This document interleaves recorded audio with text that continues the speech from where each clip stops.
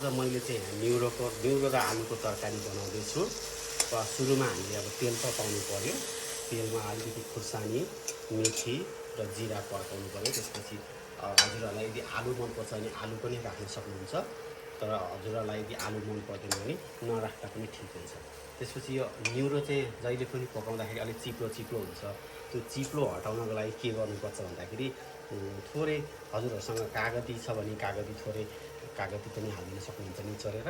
यदि छैन भने सुक अमिलो, त्यो पनि छैन भने हजुरहरूले अलिकति टमेटो राखिदिन सक्नुहुन्छ। त्यसपछि रेगुलर हजुरसँग चाहिँ जिरा धनियाँको पाउडर छ भने त्यो हालिदिनुहोस् र थोरै लसुन अदुवाको पेस्ट पनि हालिदिनुहोस् र थोरै एकछिन चलाउनुहोस्। त्यसपछि 5-7 मिनट चाहिँ हल्का छोपिदिनुहोस्। त्यसपछि यो खानको लागि रेडी हुन्छ।